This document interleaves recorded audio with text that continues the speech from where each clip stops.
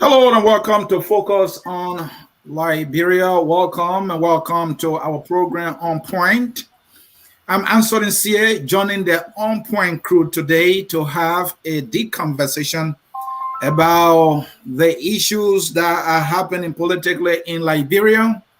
But specifically, you might be thinking of why are we here to talk about, and let me bring that to you quickly. Issue number one. Nyonblee Lauren turned over as CPP chair, and ANC is not attending the program. We will also do an analysis of the vice president's speech as chair of the CPP. He gave a speech at the program, and we want to also talk about the future of CPP. Somebody might be thinking, this is the real politics. Of course, that is the real politics, and that is why we're here to make this happen. He is comfortable and he is seated. He does not apologize for his stance on the political issue, and also he does not apologize for his side. He is called on a bad sedition. Mr. Gayman is always happy to join you, the On Point crew. I'm happy to be with you. Welcome. Let's do this. Thank you very much for having us. Thank you very much for being another moderator and separating the CPP from the real CDC. Thank you so very much. Also, George Tulay, he is a member of the Liberty Party. He will try to argue with me in the hey, Sieh, that is the party that is an institution, and I disagree. But we'll talk about it. He is the co-host of the program On Point here, Focus on Liberia. And they always allow me to join them and make some force here. Mr. Tulay, joining us from Canada. Welcome, brother. First thing is, I'm not afraid of your position. I know my position. I can defend my position. I'm happy to have you. Happy to have our viewers out there. This is your regular point. The thing is, we should have been here at 4, but for some circumstances, we had to make some adjustments, which I know many of you have gotten used to. These are fluids. Sometimes we have to make the schedule fluid to be able to accommodate other things. But we are happy to be here this evening. So I'm ready. I hold back no punches myself, and I'm a staunch defender of Boakai and my Liberty Party and my political leader Nyonblee. I'm a very staunch. That doesn't mean I don't. That's why, but I don't throw a cast expression on the other members of the undertaking. So we are here. Let's go ahead, sir. Thank you so very much, folks. Please do us that usual favor, hit that share button. This conversation promises to be informative. It will be more like a debate. We will also do analysis of all of the issues that we are discussing in this particular edition of On Point here at Focus on Liberia. And as always, we are broadcasting from Atlanta, Georgia. Gentlemen, let's get started. Nyonblee Lawrence completed her term as the chairperson for the opposition CPP. So what we're going to do in the first segment is to look at her performance. We're going to assess her performance as chair of the CPP.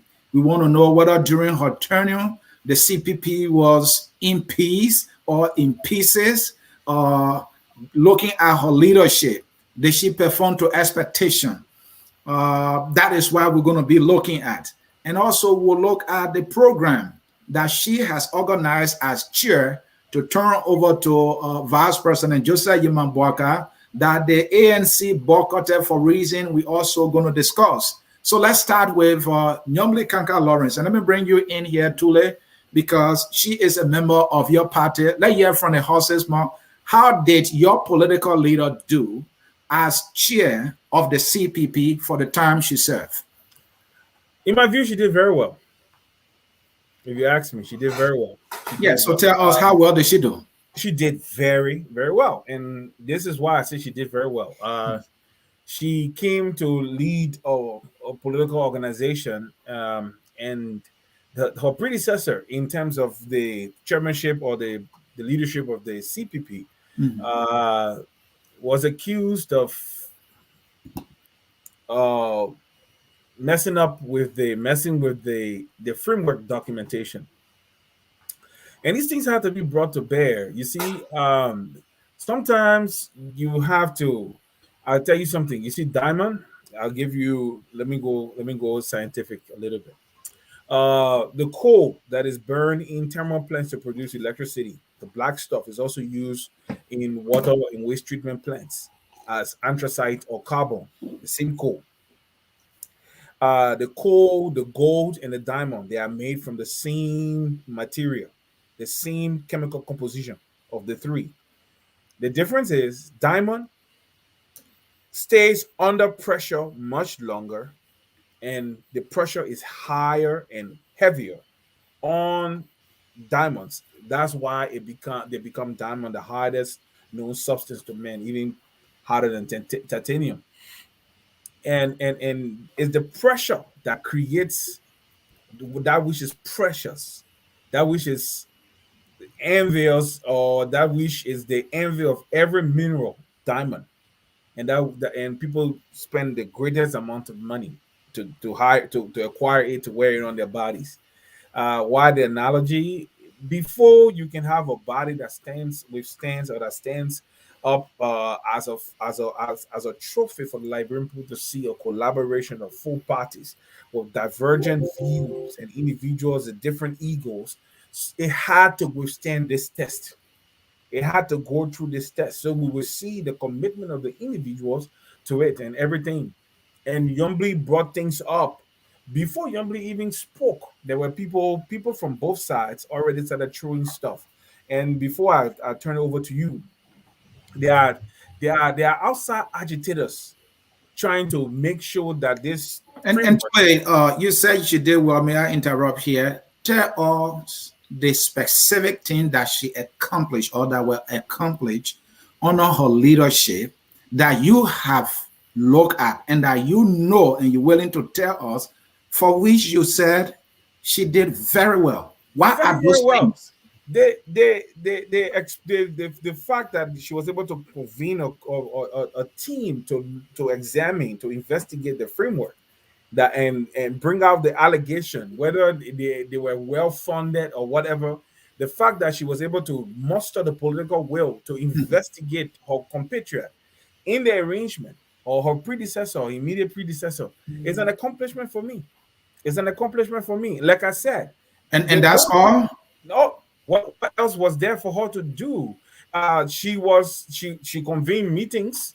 They have a timeline that they are pursuing. So if they send the stuff over to you and there is no much agitation for you to calm the situation and bring civility to the discourse, there ain't much for you to do.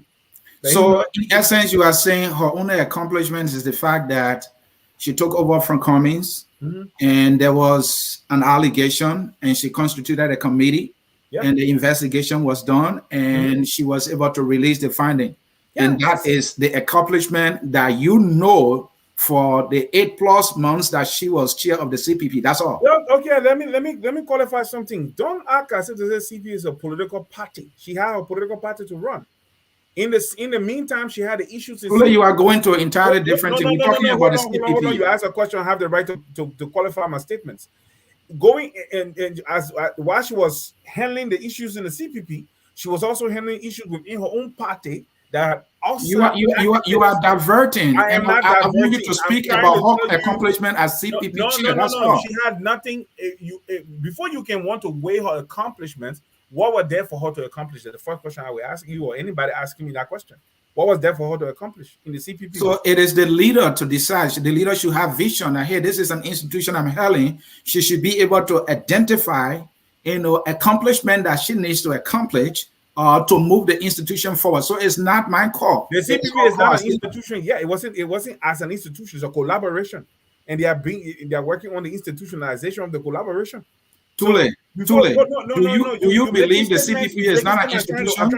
No, the CPP. No, I'm holding you there. Is the CPP not an institution? It is being institutionalized. It's not a full-fledged political party. It's not even recognized. It has not even Tulay, are you listening to yourself? The institution that was certified by the National Election Commission to run as a single political unit in the Republic of Liberia, and you said here, you said that is not an institution? No, hold on. You got to understand something. It is not, you cannot, it has been certified with the intention of running as a single political. I disagree. We got to get to Mr. Gayman. No, you ask a question, I will answer you. It has not gotten to that place yet. It has not gotten to that place yet. The framework, the thing that establishes an institution. And Tulay, I disagree with you. No, but your disagreement doesn't change the fact. You see, your disagreement, you act as if to say someone is a paragon of knowledge here. You raise an issue. The framework that establishes the institution is still under debate.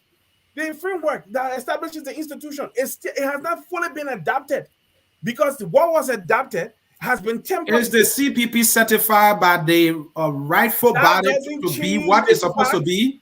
That's an extent that answer my question. Is the CPP certified? Your question needs to be put into the right context. The CPP, as much as it has been certified, is certified meeting stipulations by NEC. It is not that does not change the internal matrices of the CPP. It has to be formulated. The CPP, as much, is a tenuous agreement. Anybody can walk away, and that whole thing is rubbish. That does not in any way suggest that it's not an institution. It is not a full-fledged institution as we see it, because the framework document that we're talking about, what institutionalized or what I would say, any formal agreement is the framework. When the institution that is clothed with the authority to give a blessing to that institution has done it well, then it is. No. You can meet a stipulation, because before they can't wait until they pass the milestones set by NEC. They have to meet that. But they amongst themselves, they're still trashing out the internal issues. All right, so Mr. Tulay, I understand the internal issues, but I was talking about CPP ran in the past two by-elections as a political union. In fact, it is an alliance that is certified by the National Election Commission of Liberia. It is an institution. It is an established fact. And this is where I want you to, but that's what I want you to. No. Let me not agree with you. Listen, them participating in past elections, if you go back all those past elections, everything was fraught with allegations, accusations, and different confusion. So I'm saying to you, CPP because they're having confusion, it's not an institution. It's not a full-fledged institution yet. All right, Mr. Tulay, you made your point. Let's get to Mr. Gayman here. You made your point. Thank you. We have a disagreement there, and you made yourself clear. I think I made myself clear. Mr. Gayman, come in and help us out here. Is the CPP, according to our election laws, an alliance in the Republic of Liberia? Well, first of all, you see that my partner here is struggling to come up with words of description. First of all, if my partner is saying that the CPP, it is not an institution, that means that they have violated a law.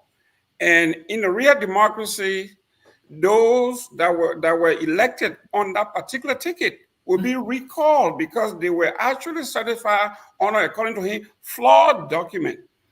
If, according to Nyonblee and the surrogates, that this particular organization was registered under a fraudulent document, and that the document was altered, it was flawed, it was criminal intended. If that is the case, then Nyonblee herself, her election should be null and void because she ran and got the support of the CPP as well as Darius Dillon and everybody else that ran under the banner or moniker of the CPP. But let's go back to the competence. I am saying that the chair lady is incompetent. And let me make a clear distinction between the past administration, which was Cummings. When Cummings was turning over the CPP to Nyonblee, he went through the protocol. He did a letter of invitation. He turned papers over to her in time. He spoke to the nation on what his accomplishments were. He talked about the elections of the senator from Gayman County, the senator elect from Lofa County. I'm talking about Mr. Brian Samakai. Right. We're talking about Nyonblee Kanga. We're talking about Darius Dillon and the like, and honor his leadership. Everything was cohesive, and we knew that. And when it was time to be turned over, the law or the bylaws of the CPP said that the event should be held not at the headquarters of the incoming or any particular person's moniker, but actually the CPPs. But in this case, Gayman, are you saying that is in their framework? Where according to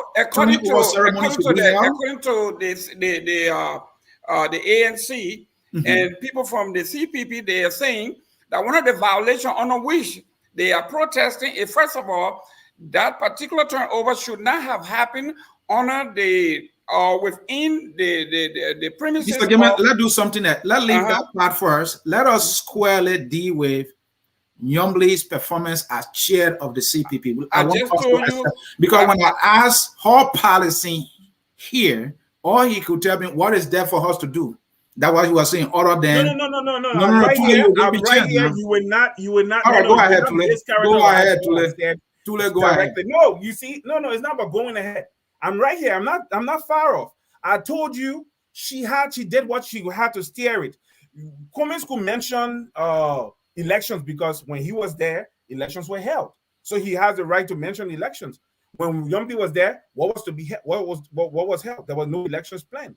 What you wanted her to do to create something out of nothing? No, leadership. That's all she provided. And tell me when you are done. Then I will come in. No, it's not about telling you when you're done. Do not I'm saying, don't mischaracterize what I'm saying. So you just said, Tulay, just said what I just said that you disagree with. You just you said what was there. No, I spoke English. You just said what was there for her to have accomplished. That's what you just said. You didn't say that. Listen to what you said previously and what my retort.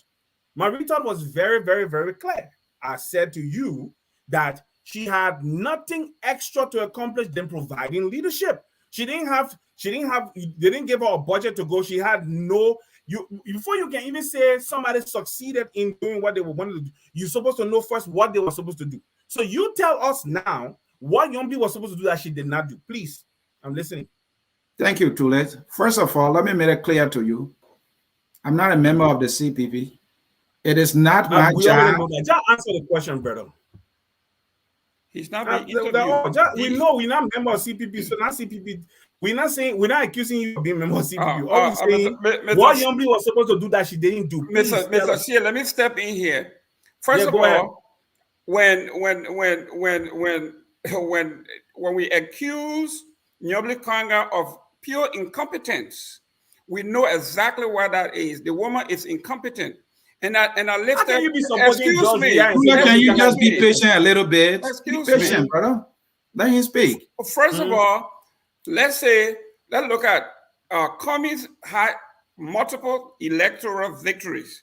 When he turned it over to Nyonblee Kanga, when Mr. Samakai confusion came about, you think there would have been some leadership as to resolve that issue.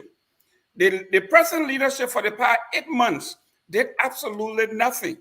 In fact, at the last meeting that was held, Nyonblee Kanga called an emergency meeting, and when Mr. Cummings showed up, he said there were not even an agenda. How do you call a meeting without an agenda? My question was, can I answer your question now? Mr. Gayman, stop the Tulay, can I answer your question? I asked a question. Yeah, what were the things that were Mr. Sieh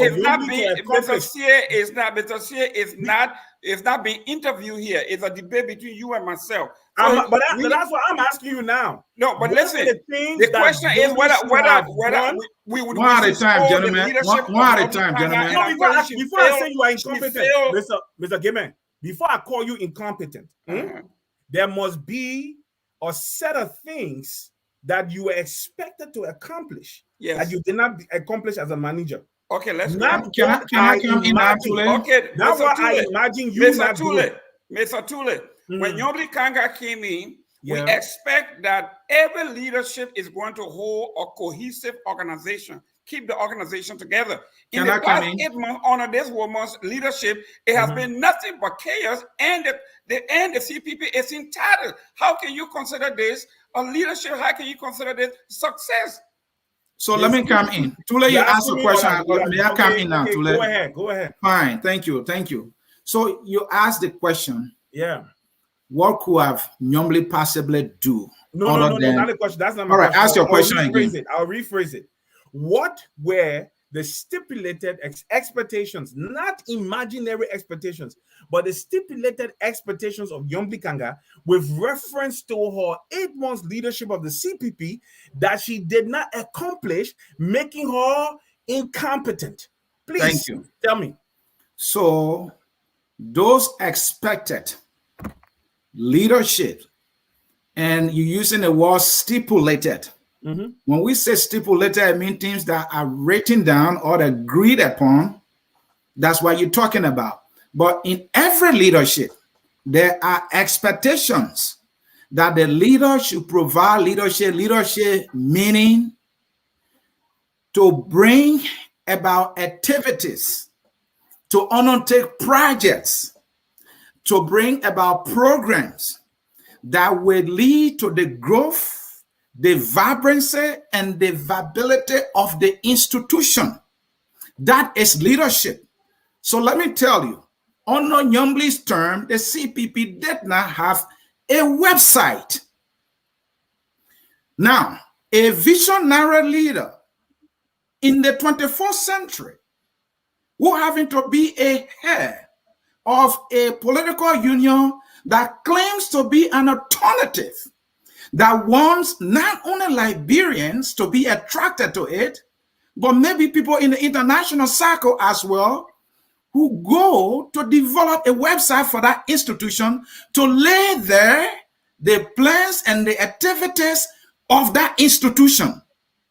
Can I ask a question? No, you will give me a chance, Tulay. You will give me a chance, brother. All right, go ahead. So Nyonblee failed on that. Now, another fundamental expected outcome or quality of a leader is to be able to maintain unity, order, and civility and peace within, in the case of a country, in an institution, to maintain civility. During Nyonblee's term, it was all chaos. I do not remember where on Nyonblee's term that the CPP held the government feet to the fire as a unified political force. Mr. Gayman, I don't remember a statement or press conferences being held holding the raucous government to account of all the excesses that we've seen. Tulay, tell me I'm not making a point here. Well, you see, you're not making a point, because the first point you mentioned website. The Cummings is the one from Coca-Cola. And I can say to you, Cummings feel miserably on that, and I said that many times. You see, Cummings feel miserably for not creating a website for CPP, and I'm on record for that. So go ahead. Do you know their plans? You see, yeah. Excuse me, sir. Do you know the plans they have within the CPP? Do you know why they have not done it? Why you think Cummings, who understands? You think I'm going to buy that kind of excuse in the 21st century? Why they don't have a website? Mr. Sieh, let me. But he hasn't published. Mr. Sieh, he hasn't even published. All you're going to see from Mr. Tulay is kicking the can down and doing I'm not kicking any can down the road. But first of all, Mr. Tulay, you spoke for 14 minutes. Hold on, Mr. Gayman, let him land. Give me a chance. Let him land. I give you the chance. If you will hold something, you will hold the goose. You must also hold the gander. What is good for the goose? What is good? It's also good for the gander. Now, the thing with you guys is this: you act as if that Nyonblee was supposed to. He mentioned what? Besides that, he said chaos. Was Nyonblee the one who formulated the chaos?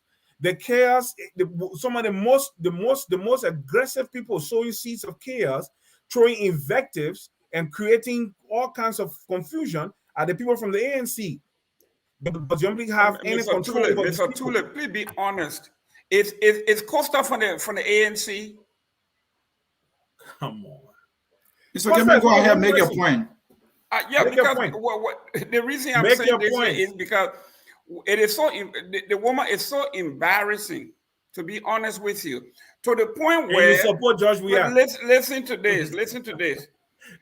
When even her own political party, the executive committee, which is the highest ranking governing body in the organization outside the General Assembly, suspended 2 of their top members for behavior unbecoming.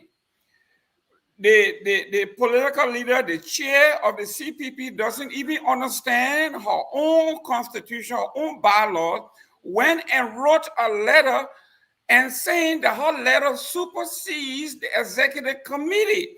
And she rescinded the suspension. And the executive committee, through where the power has to come out and say, our political leader does not understand that the Constitution, our bylaws and Constitution, does not give her any power over the executive committee. So that suspension stands. That was an embarrassment. That is what we call incompetence. Somebody who doesn't understand the bylaws and Constitution of our own institution. Are we holding give you chance and he land? No. I need to ask this question now, because are we holding an inquest on my political leader today? Is that we talk about incompetence? Because you represent gentlemen, hold on. Gentlemen, hold on. Gentlemen, hold on. I don't like you. Gentlemen, is far better than George. Gentlemen, hold on. Look at this. Gentlemen, hold on, please. Please hold on. Let's go one at a time. There are people who have taken up their basic schedule to listen to us. Let them be able to follow the discussion. Let's give each other a chance to talk. Mr. Gayman, please complete your thought, and Mr. Tulay, you can come in. Let's do it. Nowhere, and I've been in public policy, been in political science, been in everything for my entire life. Nowhere have I seen anybody supersede the highest ranking body in an institution to come out and say the executive committee decision that were made 18-6, which is a super majority, for the leader to write a letter and say, I am overriding the constitutional power of the organization, tells you that the person is incompetent. The person doesn't know that. Even as we speak, the executive committee had to go on the air to make it clear that this woman does not understand what she's doing. She has no clue, no inclination as to how organizational structures work. There is no power, excluding the executive committee, that over the Constitution does not give her any power over that, and she does not have that power. And they said to her in no uncertain terms that she is using a power that she doesn't have, so in essence it doesn't exist, and she should not have even used the organization's letterhead to write such a incompetent letter at all. Thank you. Mr. Tulay, it's your turn, but let me throw there as you, okay? So you can flow. No, don't divert me, please. No, I'm not diverting you. Listen, this man today.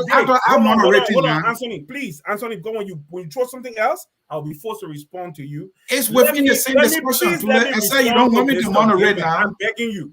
Please let me respond to Mr. Gayman specifically, then you can come in with whatever direction you want to go ahead. Go ahead, Mr. Tulay. Please. Go ahead. I'm respectful. No, I understand. Go ahead, sir. Today, Mr. Gayman, I posted something from 2016 or so when Musa Birede went to Liberty Party, right, brother? I wrote a post that I was against the role he played in Unity Party based on what I know. We all know all the allegations against him and those ones that have been established, right? I was against him playing that role in Unity Party as, I think, Monserrato campaign chair. And I was also stating that I was against his presence in Liberty Party, even when Charles Bronski was alive. And I asserted that I know that Mr. Bronski was a man of character and a man of honor, but in the midst of it, I established the fact that politics does make strange bedfellows. And I said I rested my case, but I voiced it out. I put it on Facebook, and I tagged people there. And Facebook reminded me today. So I posted it. And Mr. Gayman was brave to come out and say disrespectful things to my mentor, Councillor Charles Walker Bromsky. He has something so terrible against Liberty Party. He cannot stand the presence of Nyonblee and the role she plays. And he was brave to say he met him somewhere and he said he was going to be a dictator and he was a failed politician, ran a failed institution, and all the different things he wanted to say. And I'm coming here to say today that as much as I respect Mr. Gayman, everything he said today about Councillor Walker Bromsky was reprehensible and disrespectful to a man who is a hero to hundreds of thousands of Liberians.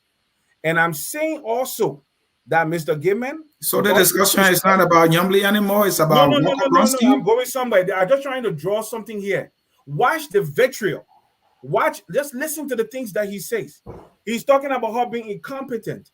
The first thing, the issues that are on a debate was prior to the flipping of the party's constitution by Sieh and what's his name, Musa Belete, the political leader of Liberty Party, was the ultimate decision maker in the party. But he could override the decisions of the executive committee. But I think we're going too much into Liberty Party, and I want a discussion to stick to CPP. But you allowed him to continue. That's what I'm saying. Well, all these things you say. No. Come on now. This is not about Nyonblee. Tulay, I'm paying attention. Yeah, but you allowed him to keep talking. When he talked about the incompetence, water power, and everything, it had nothing to do with the CPP, bro. It had everything to do. Water Power is a member of the CPP. No. Before, but when they met, Walker Bromsky is not a member of the CPP. He was a member. He's the founder of the CPP. He brought the idea of the CPP. Is he a member now? He's dead. He's gone, but his party is still so there. He's not a member anymore. Ansony, be fair here. You sat down here. The man brought about our internal party issue when we're talking CPP. He said he mentioned the 18-6 vote within our party. You said nothing. And I'm coming to defend the honor of my party. All right, go ahead, Tulay. No. I will leave it there. Because let's look at CPP. But what I'm saying to you is, Mr. Gayman, he has no right to question or call Nyonblee incompetent as long as he's supporting George Weah. You can't be supporting George Weah. No, I think he has the right. He has the right. He has the right. Until he can call George Weah incompetence, until he can call out George Weah incompetence, everything he does is sycophantic adulation. That is my. I don't think one rights is any rights are not conditional. Mr. Tulay. Mr. Gayman, let's leave it there for now. Let me progress, gentlemen. Folks in cyberspace, you are watching Focus on Liberia. This is our thought-provoking program on point here at Focus on Liberia. Ansony Sieh moderating. The two gentlemen right here, we have George Kanneh Tulay and Mr. Jerome Gayman, who is an unabashed citizen. They don't see eye to eye. Gentlemen, let me progress. People are following. We have to show them that we are civil when it comes to the discussion.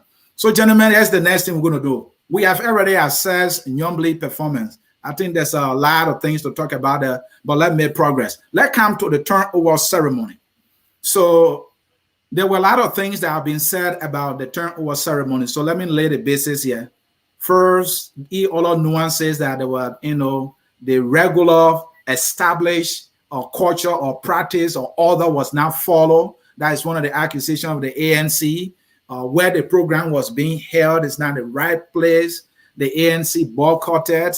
We saw something like the flyer. We saw Joseph Yaman Boakai there as the political leader of CPP. We have not seen that before. I have a concern with that. Let me make it clear.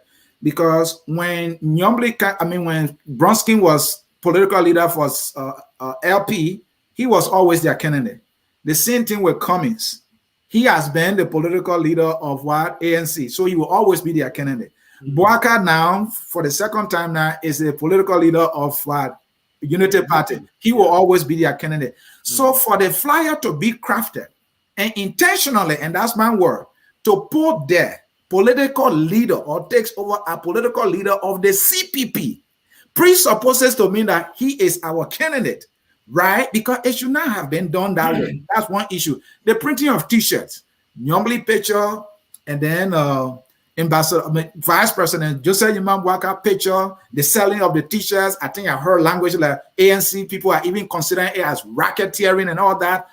Gentlemen, let's talk about it. Mr. Gayman, this time I will allow you to go first and you go on the attack. Well, this is a continuation of what we call the incompetence of a person. Incompetence means actually the inability to render decisions, to make forecasts, to take custom and constitutionality into consideration. Now, let's look at the reason let's make a sports analogy. Okay. When you playing basketball or football, when they say it's best out of three, you do not play on anybody else's home court for the final unless there is a written document for that. In the CPP, there is a custom, it's customary that whoever is in power or going to power, that the changing of the guard does not take place in a party settlement, but at the CPP headquarters. And they have done that in the past. For you to take the event, deliberately take the event from a neutral position to a home court, that tells you in politics, we say imagery is everything. When you are projecting the image that you are giving somebody an added advantage, especially unearned. And then on top of that, the visual. We are seeing T-shirt that is actually saying this is the ticket for 2023.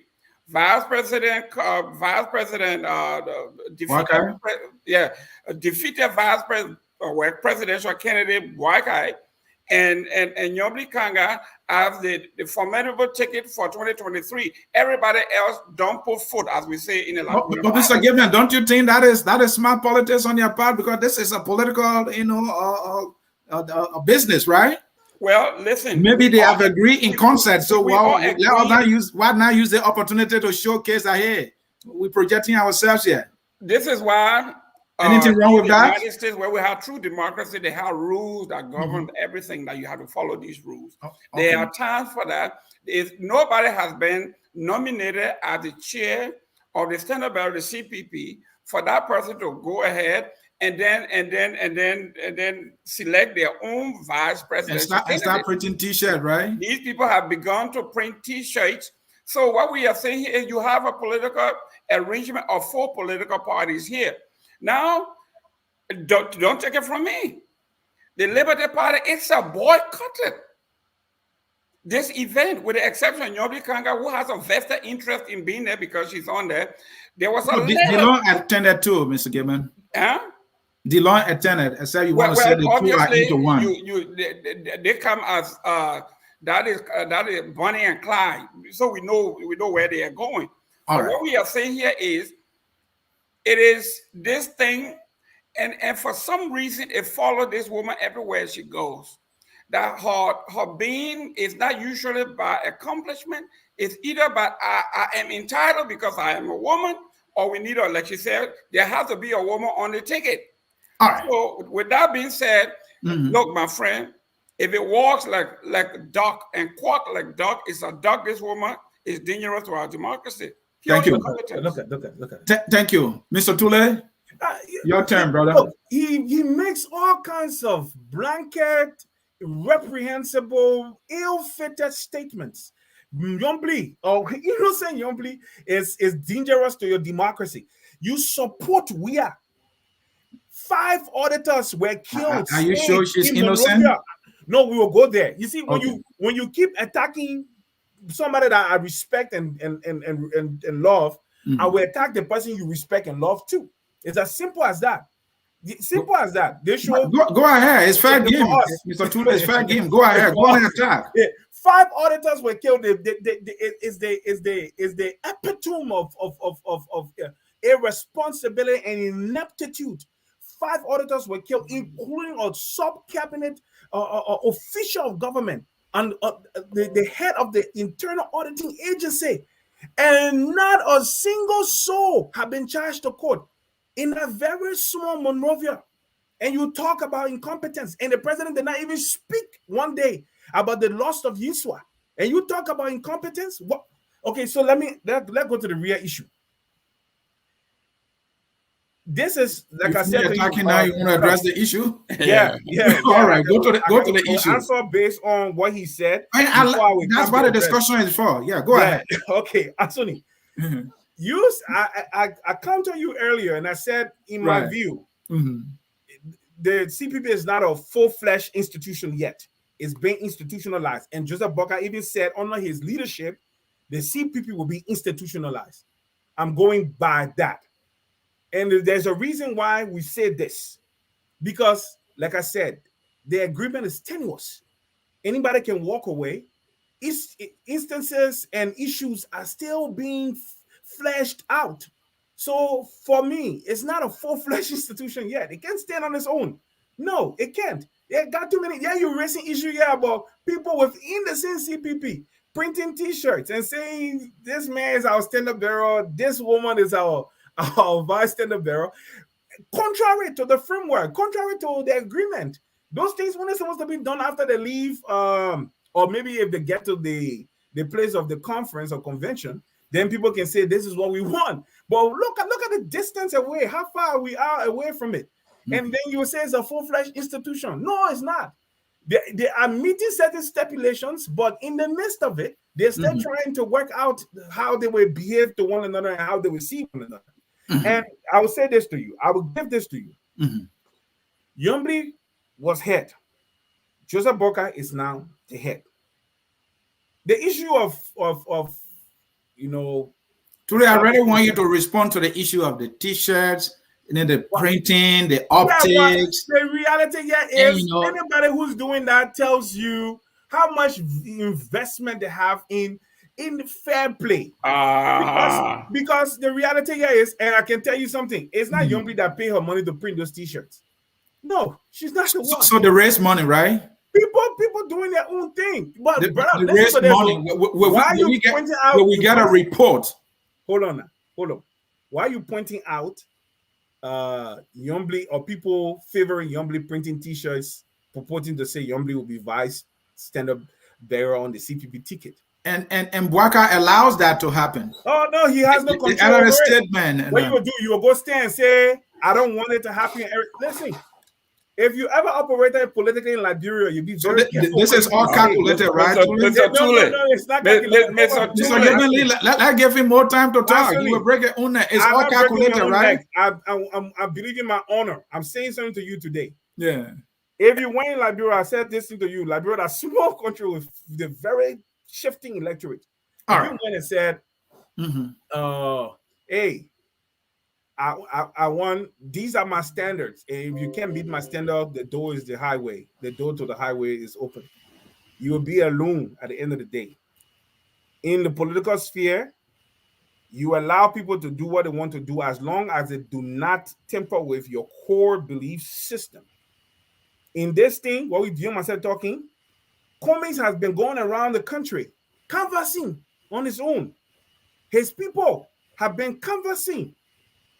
They are going around, reaching into political parties, trying to. What do you make of that?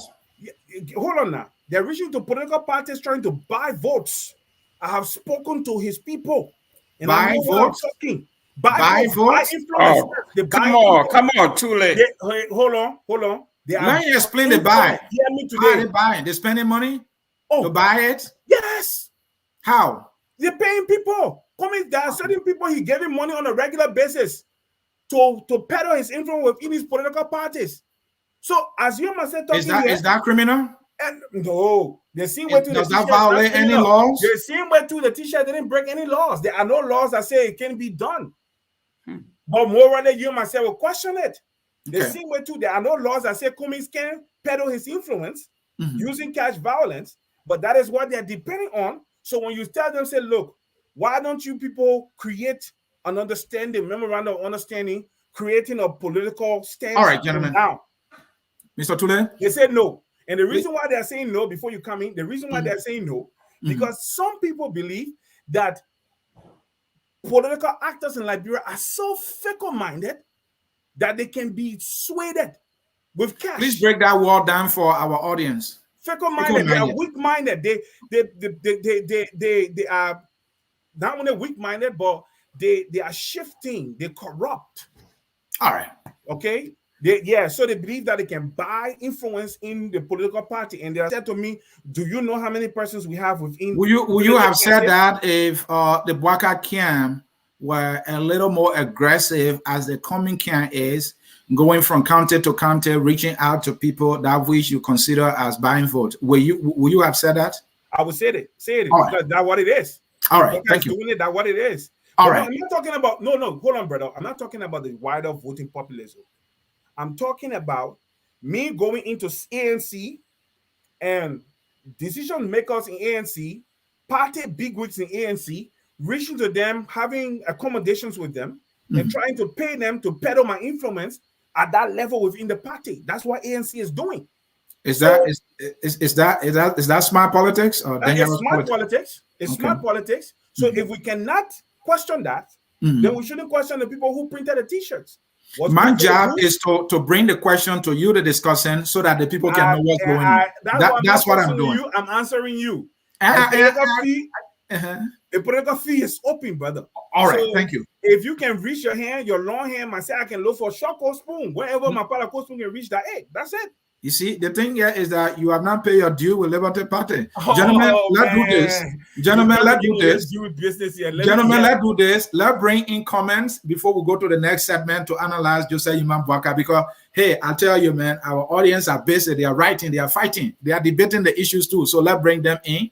Let's hear from Ambassador Munaf Faha, who I learned on the other day. There was so many things she could have done. That was when we were talking. She could have accomplished a lot, and So let's read here. Joseph, come on, great, Mona. They decided to go as a unit, but still maintain their independent party. If they were to merge. Yeah, that's why the person met, but it said emerge. They were to merge as one political party.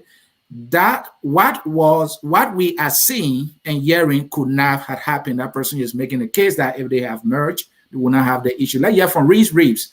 And she provided no leadership, but further divided the CPP since there wasn't election because that's your focus. She should have provided leadership.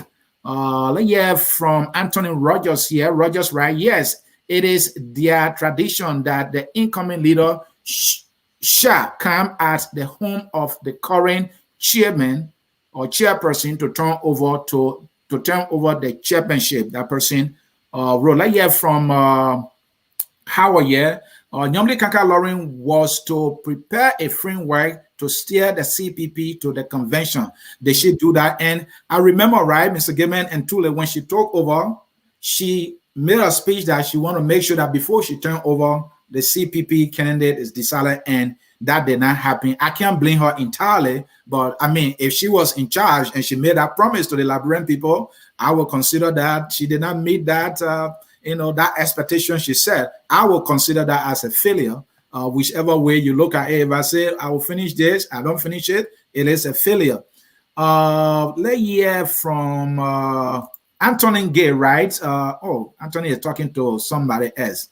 Let's hear from Joseph. Joseph writes, the entire CPP does not have any stipulated agenda for any of its leaders to achieve. My point precisely. And that is a failure on all of them part for this institution to not have that. I mean, Nyonblee could have come and developed that. There you go. She could have developed that under her leadership. That's correct. Yeah, let's hear from Edward Doe, the member of... He had developed part role for agriculture. He has developed an agriculture policy for Liberia. Thank you, Mr. Gayman. Yes. All right. Ansony Sieh, you reduce leadership to website. Expectation have to be defined. It is not vague. Edward Doe, I'm not reducing leadership to website. I mean, if someone is the head of an institution and the institution decides to, or the leader makes a decision that they should have a website, isn't that a good thing? Edward, every day you on a computer, where do you go? That website you go to. No, to be honest, before you continue, if she said that one of my goals as during my tenure, my 8 months tenure, is to ensure that we have a standard bearer for the 2023 elections. Mm-hmm. The first thing, if that statement was made She out did. of context without weighing all the come issues. on. Let's go to the next. Let's go to the next comment. You can't even give me let's finish the comment, then we'll get your feedback. The first thing, if the statement was made without considering all the issues, how do we know? How do we know? That's why we say then we'll get your before leader it was speaks. wrong.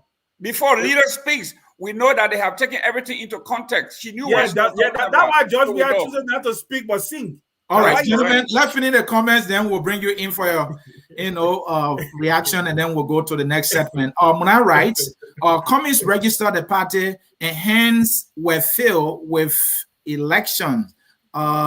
She could have developed the website. So Muna said Cummings and that is true. Cummings registered the CPP. That is why he's being held responsible now for what happened during the registration process. Let's hear from Williams here. She was running behind Dillon, but stopped her hatred about the I don't know. Let me leave that one there. Let's hear from Samuel here. There is a lot of politics at play within Liberty Party, Gayman. To call her incompetent for that is subjective. No, but she's the head now. She's the political leader. Who can you blame? If you can't blame the leader, who do you blame?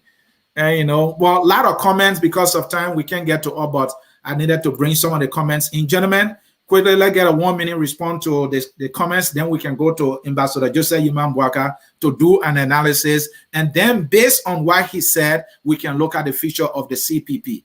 Let's go you two first, right? Tulay, go ahead. 1 minute, please. The comments, some are fair, some are unfair, but guess what? Most of them were subjective opinions of our dear audience out there, and we respect them. Granted, you and I have spoken many times. I've spoken many times here about leaders and reform and understanding how things work, so that you can come in and then leave us. I can say this boldly that Senator Kanneh is in a transition when it comes to national leadership, and she will be the first person to tell you. Okay, she's in the transition in terms of knowledge and gaining experience and understanding on how things work, and that's just the reality. But at least she'll be open to tell you, look, I'm because there's one thing to do Bassa politics, to lead Grand Bassa County. There's another thing to be within the chambers of the Senate. Making deals and talking and but there's another thing to lead on the national stage and to have the mechanism in place, the secretariat, to be able to, people who would think and say, madam, because the reality here is, as much as we expect leaders to know what needs to be done, their teams are very important. And Tulay, I have given you 1 minute. You went over the 1 minute, but I need to do justice here. There's something that just came to mind, which is very significant. In the CPP, we know where all the leaders are. The Nyonblee, Kanneh, and Dillon, who are the big names in the Liberty Party, they are with Ambassador Boakai, right? Yeah. So Cummings is being accused, and that is negativity for him. That is a political manus for him. Is putting a dent on his character. So there was an investigation call. Nyonblee being on the other side, she saw it as an opportunity. So she pounced on it and announced the findings and held Cummings liable. Like or not, this is politics, right? You think she took advantage of an opportunity, a political opportunity here?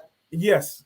And let me say this. I'm one person, because you see, one thing people are not confident of, people are not focused on. At the end of the day, to defeat George Weah, every peg, the four corners, the four pillars of this thing need to be standing together.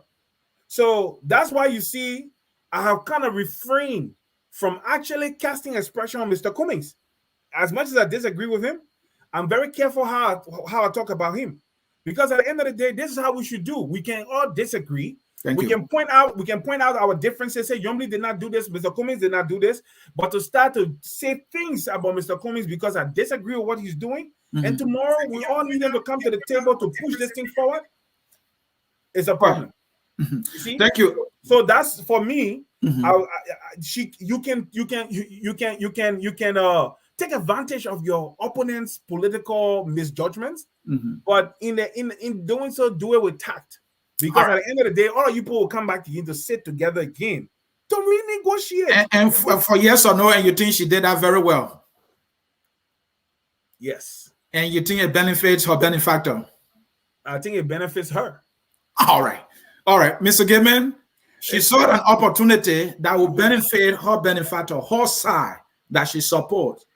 She was trying to be careful about it, but when the unhinged character in their camp said that, I'm disappointed that you're not acting on the opportunity, she had a 360-degree turn in violation of the agreement that, hey, let a report be sent to the lawyers, as was agreed upon by the National Advisory Council and the Executive Committee. The woman went to work because she saw something that could benefit her side, and she nailed it. And coming side is fighting. And they're trying to clear their name. While they're clearing their name, instead of fighting to protect themselves, they are fighting to clear their name. That was smart politics, right? No, that was not smart politics. When we're talking about politics, there's something in politics called ethics. Okay. You have to have some standard. This woman has none. When you establish a committee of lawyers to do an investigation, the least you can do is wait for the team to make their investigation and present their finding. We are supposing that you, the mother of the twin kids or 4 children, you will wait until the finding is available, that everybody gets. In fact, before you go to the public, the finding should be made available. Everybody gets a copy. They have digested that. Then you make your findings. Then you make your speech. You take your position. But she never did. And I'm saying this because when she became senator for Grand Bassa County, you think she acted unilateral here, Mr. Gayman? Obviously, but she's the head. Okay, she takes credit for everything that happens good, even though nothing happens. She has never taken credit for anything that happened good, as evident by where we are now. The CPP is in total shambles. Everybody is in their separate ways, and their surrogates based on what she does.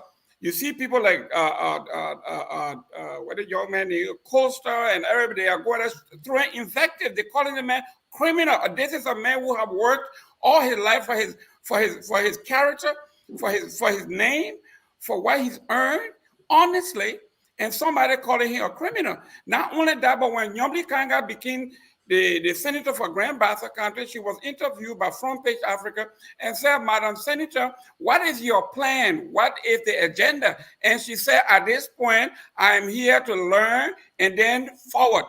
And I will rely on Councilor Bronsky to help. So all of her career, all of her life, all she has ever done is, I am not ready, I am not competent. That is incompetence to the highest.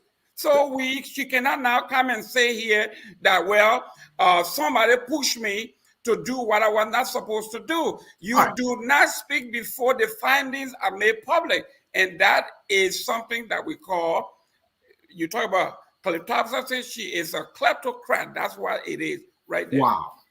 That is the man, Jerome Gayman, right there. Ansony Sieh, joining in on point and moderating here. Gentlemen, we have to leave it there and go to Vice President Joseph Yman Boakai's speech. But, to conclude on it, this is what I will say. Nyonblee term, in my opinion, she was a failure. Because I remember when she was in the United States, when the issue of, the second wave of the COVID was coming, the woman posted on Facebook telling Liberians how they should buy sardine and buy this, so that if the wave be big enough, they will have enough to stay home with, forgetting to know that these are people who had to hustle daily. But that was her leadership she was providing as head of the CPP at the time, and that's the best she could do. Not the CPP did not hold the CDC accountable on all of the excesses, and now we have the CPP now in shambles, in tattered, and disagreement and all that. But she sought an opportunity, politically speaking. Look, for me, I see politics as the business of men. When you see an opportunity, when you're in a fight, you pounce on it and you sway it to your favor. Okay, let me seize on the opportunity now. this man. Oh, we want to take the last one. Let me enjoy my last one, No, my man. you see, you're painting the picture the wrong way again, brother. You're trying to hold Nyonblee wrong. You have all the time to speak. I pay attention. You have to move to the next segment. Okay, let's go. Let's go. Yeah, my man. All right. Wow. All right, folks, in cyberspace, now we will come to another issue here. Analysis of Vice President Joseph Boakai's speech and the future of the CPP. Gentlemen, for our audience, I will read some excerpts from the speech and I will bring you in to give your expert analysis here. And then let me read some essay first. No, let's do this, gentlemen. Before I read this essay, let's look at, we all watched the video. Let's look at the delivery, all right? And I want you to take just a minute, all right? Let's look at the delivery. How did he deliver? Did he do well? Let's look at the body language. Let's look at the setting. Let's look at the crowd. Why did the crowd have to behave the way they behave? Couldn't the leaders, have cautioned them or advised them and tell them, hey, you have to behave? All those nuances, Joseph Boakai standing there for that long. I saw him holding the microphone in one hand. Let's look at those nuances first before we bring in the SF. And let's start with Mr. Gayman. You saw Joseph Boakai right there. The elder statement. Some people are accusing him that age has caught up with him, but he had a microphone in your hand. I don't know how many minutes he stood there for, and he read his speech, even though he had his head down 99% of the time, but he delivered his speech. What do you make of the delivery? Listen, Joseph Boakai, age have caught up with Joseph Boakai. Joseph Boakai. I hope I didn't put that in your mouth. No, Joseph Boakai is old. He's archaic. Physically, structurally, he cannot do this job. He cannot stand. His delivery was terrible. He was faint. His voice was so faint. You could see that he was counting his words. And secondly, he had to have a handler. If you look at him, there's a picture going around that was so obvious. His pants needed to be adjusted. People were adjusting his pants. People were adjusting his shirt. Somebody stood close to him, I think was more early, to make sure he didn't fall. So you can see that this is an individual that had been propped. He's been propped up. You could see they couldn't leave him to be by himself for any longer period of time. That tells you that this old man is being propped up and being pushed by somebody who has an ulterior motive. Joseph Boakai is 78. He's going to be 80 years old come January 2024. This is not the man that will have to lead us into the future. Thank you. Joseph Boakai is old. I don't think he can even read text messages. Text messages were not. Thank you. Your 1 minute is out. Leave the old man alone. The delivery was poor. The posture was terrible. He needed a handler. This man is not. In fact, that's the man we want. Thank you, Mr. Tulay. Your turn. You see, I'll go back there again. Yeah, go. You have your 1 minute, bro. You support George Weah, the man who is the epitome of the adage: while Rome burns, Nero fiddles. While people are going to bed hungry and dying from preventable causes, the man is there singing Ajwa Ajwa or going around. Joseph Boakai was there for 12 years. They were hungry. 12 years. Mr. Gayman, don't interrupt. Joseph Boakai been there for 48 years. We've been hungry since. No, Mr. Tulay, let Tulay enjoy 1 minute, please. Go ahead. Why? Tulay, you've been given 30 minutes extra. Go ahead. Yeah, 30 seconds extra. 30 seconds, thank you. Why Rome burns? George Weah is singing. We don't have an agriculture policy. George Weah is singing. Our economy. What I have to do? What I have to do? Mr. Gayman, stop, Mr. Gayman. Let Tulay make a point, please. Why the US dollar rate drops daily? The prices of basic commodities are escalating and being inflated, and he's doing nothing about it. He's singing Ajwa. So let's go to the speech. For me, I know Ambassador Boakai, His Excellency. The man is a soft-spoken person. Now today I know Joseph Boakai. The first time I remember, my memory still holds Joseph Boakai, 1978. That's when I knew him. I grew up knowing him, my father's very good friend, almost like a brother to my father. Tulay, it seems to be you idolize this man so much. No. It's not about idolizing. The same way, when I know somebody, this man is an honorable man. This man may not have the youth and vitality that we talk about. Gayman is right. He's no longer, to a certain degree, he's no longer young and virile. It's the truth. I hope when Gayman is 79 years or 80 years old, he can stand before a crowd and address them or have political ambition to run Liberia. I hope so. But that is beside the point. The point here is this. He may not have youth on his side anymore. He's not a Caleb in the Bible. But what I would say to you is this. He has the honor. He knows what needs to be done. And he has the discipline. Both the physical discipline. He's from Lofa. Let me just tell you that one. Lofians.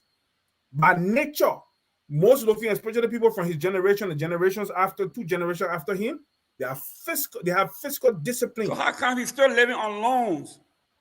Mr. Gayman, stop interrupting. When they say loans, ain't all living on credit. You here? No. If you got our fiscal, Mr. Gayman, we all living on loans. So leave that. 12 years. 12 years. I $1.2 million a year for 12 years. How can you live on loan? Okay, all right. Mr. Gayman, stop interrupting. Let Tulay make a point. So to end now, what I'm saying to you is, he may not have the virality, or he may not have the robustness of a young Cummings or somebody younger than Cummings, of a football player who the stadium has been disqualified, even though he's world best. He can't even manage a simple stadium to make sure that just from his pocket, he can go stand and hire people to keep that place good. He can beg the Chinese to come and do it. He couldn't do it, and the stadium was banned. So a man who is hold your peace. Mr. Gayman, wait, now my time to talk. Mr. Gayman, hold your peace. The only thing the man get a charge is that he played football, and the football stadium, he couldn't even keep it open. FIFA banned it. Years. Yeah, okay, 12 years we agree, but he only been there for 4 years now, and he can't do the job. So we already know that one. But the issue here is this. I know that Liberia, in terms of governance structure, is a very indisciplined place with corruption and lawlessness. Joe Boakai will restore the rule of law. And that speech he gave showed to you. He even called people out and said, hey, the vitriol, the invectives, the insults have to cease if you want to associate with me. So how will you classify the speech to end here, Tulay? How will you classify the speech? The speech was resounding. Thank you. It was what was needed for the time. Thank you. Put an end to the divisive speeches and Facebook posts and everything. And you think the speech accomplished that? To stop. And you think the speech accomplished that? Yes. All right, Mr. Gayman, how will you classify the speech? The speech was a total failure because Liberians have been known for giving some. I talk about you to give speeches for 4 hours, and you need a dictionary, you need a speech, you need a speech pathologist, you need a political scientist to decipher what it meant. So we are known for that. Joseph Boakai has been around for 50 years. Now he asking us that why he didn't do in the past 48 years. We should give him one more chance, not one, not two, not three, but the 48th chance for him to come around to do what he couldn't do when he was vibrant. This man cannot move around. This job requires monitoring. It requires quality control. It requires, we talk about diligent movement. We're talking about, when you're talking about project management, you cannot sit in your wheelchair and tell someone that you and say, go to Banga and look over the farm. Or Mr. Gayman, go to Bassa and look over the port. Mr. Gayman, thank you. President needs to be on site. You need Mr. Gayman, thank you. Mr. Gayman, thank you. Mr. Gayman, thank you. His chef life has expired. Mr. Gayman, thank you. Chef life, he doesn't. The good thing. Thank you, gentlemen. Thank you, gentlemen. Let's go to the speech, gentlemen. And before we go to the speech, something I observe, right? And I don't blame the leaders entirely. I don't hold the leader entirely responsible for this. It's us Liberians, but the leaders need to provide the leadership when those kind of things are happening, right? The Vice President Joseph Boakai was delivering a speech. He was the man of the occasion. He was speaking. His own supporters on grounded. Yeah. I mean, I tried to follow the speech to pay attention. But I mean, the people were distracting. I don't know. I'm sure it happens in other places, but that doesn't make it okay for Liberia. And the leaders were there. They couldn't call and say, Vice President staff, caution the crowd to pay attention. Oh, yeah. Yes. And Tulay, that is our problem. Yes. The man is giving a speech, whether he disagree with Boakai or not. It was a well-written speech, right? And Liberians who were there didn't care about the speech. But in reality, Tulay, we have to move now. But they didn't want to hear the speech. They didn't want to hear the speech. Yeah, and that is a problem with us. We don't want to listen to anything substantive. We just want to hear noise. So because the men were not making noise, they were saying, hey, you the man, Sao, and this, that. Our leaders, this is for you. When you are delivering a speech, those who are in charge need to admonish the audience to pay attention. We have to help ourselves here as a community. It happens everywhere, even with us here in the U.S., and it's unfortunate on the part of us as a community. Leaders need to remind people that when leaders are speaking, the audience need to pay attention. And I just wanted to make that observation. Real quick. Mm-hmm. There's something called stage presence. Mm-hmm. You demand when people see you, they should see you with respect and follow.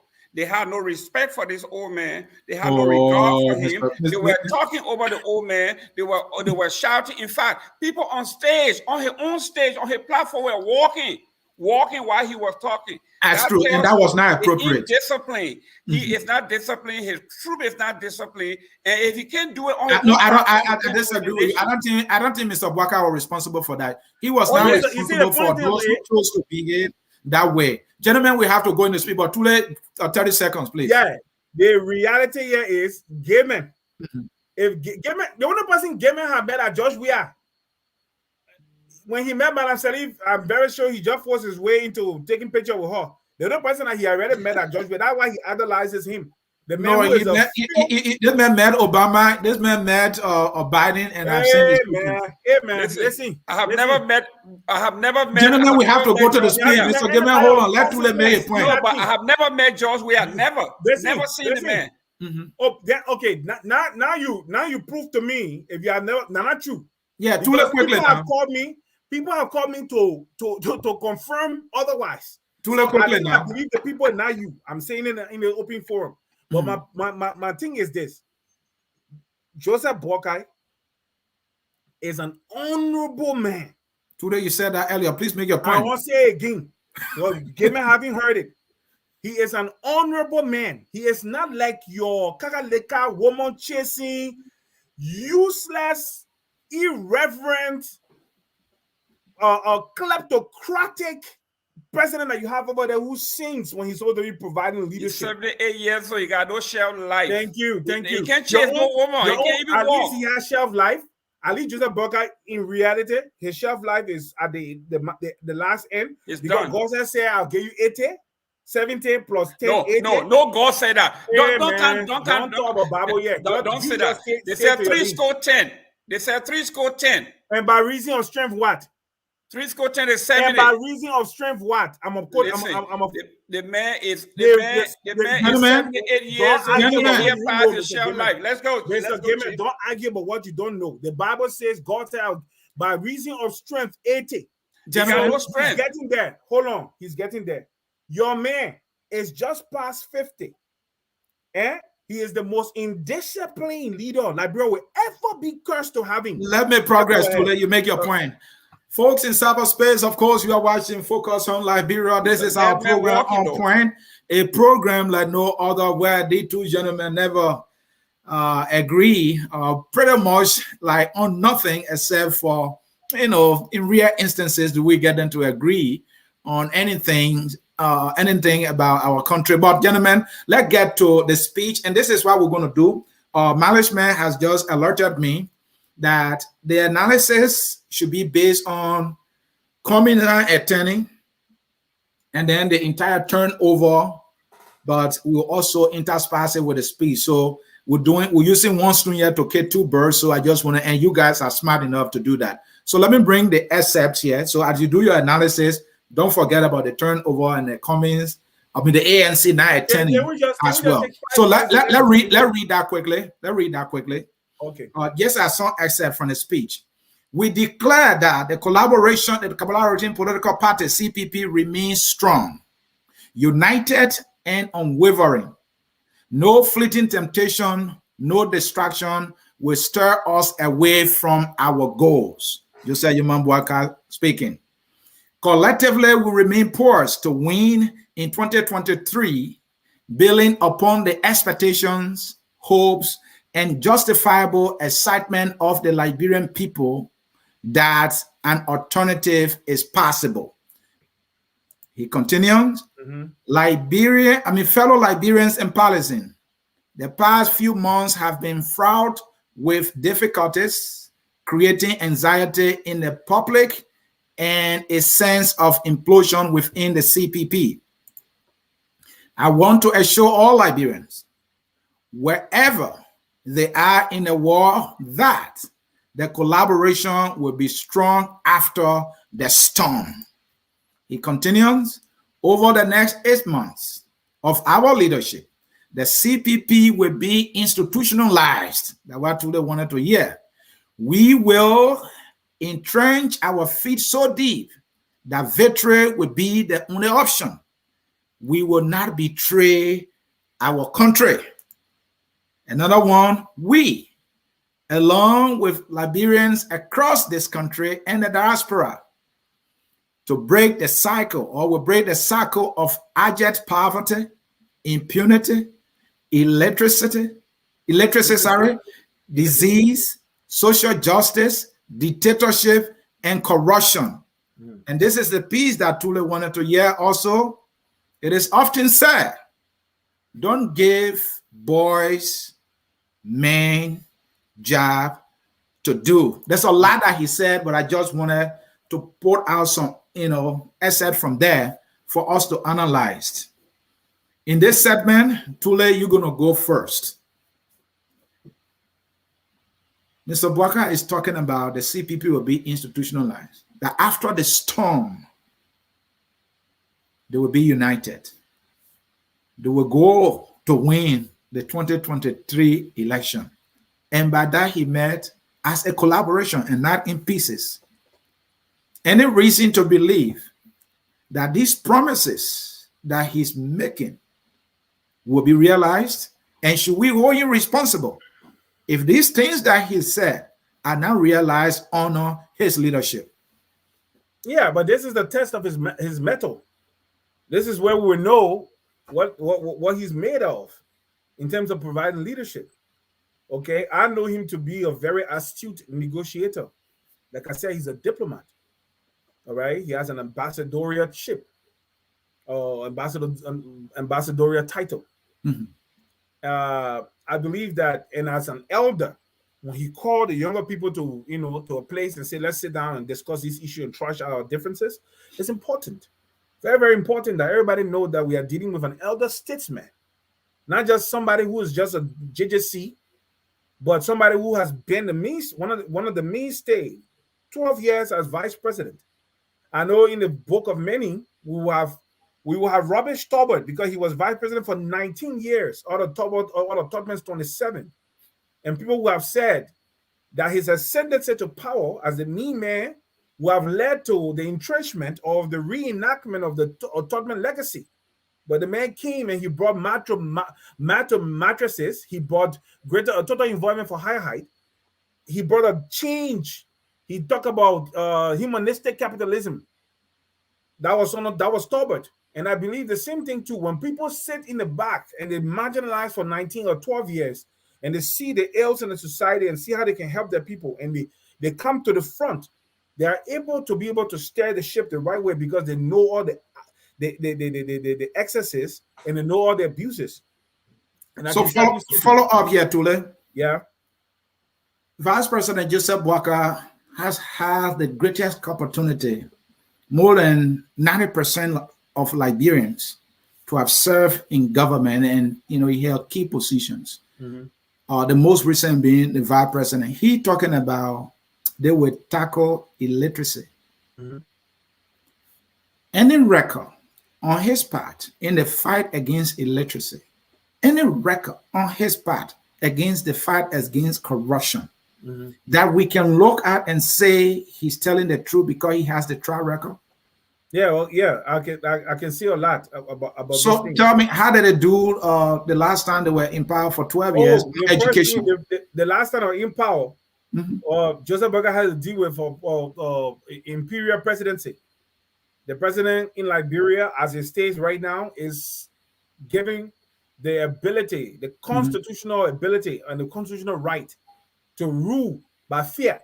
Her word is the bond. If she wants you to play a role, you play the role. She doesn't want you to play the role, you are marginalized completely. And I can tell you one thing, I know about it. I covered it many times. Joseph Boakai was basically a spectator in that government. The only times that Madam Sieh needed him was when she had issues with extra government bodies that she needed to negotiate with, so she asked him to come and negotiate. The man had to earn his keep. So to the what's about places like the Group of 77, my understanding is that Vice President Boakai, as Vice President at the time, had this kind of executive supervisory role to play. And I'm not sure the Group of 77 were well served, or that group was well served for 12 years on his watch. Is that a fair assessment? Categorically to the Group of 77. That they were well served? The amount of money that reached their hands in terms of budgetary allotment to them was used for them. I know. I knew the director. And you think that their material condition was improved significantly to your liking or to your satisfaction? Yes. They did very well. And it was not under his office. But during the tenure, I saw so many protests. His wife, either the gentleman or the wife of the vice president. That is her pet project. So it was under Katumu Boakai. It wasn't under Joseph Boakai as a person. And guess what? They cut down their budgetary allocation. They gave them very small money that they could not. It was insufficient. So the great negotiator could not negotiate for more money? Look, there are some things people can say here, but I can tell you one thing. Negotiate with who? You're talking about disadvantaged people. You could not negotiate for more money? With who? With Ellen. Why not?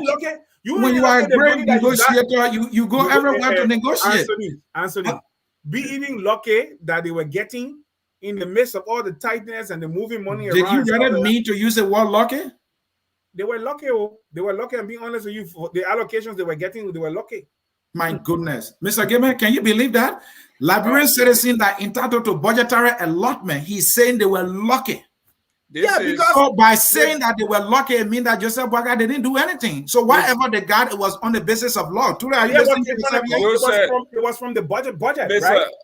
And when they were allocating based on the importance of needs, these people, the blind, the handicapped, they are the bottom of the priority. That's just the reality of Liberia, even right now. Thank you, Tulay. Thank you, Mr. Gayman. You're listening to the excerpts that I read.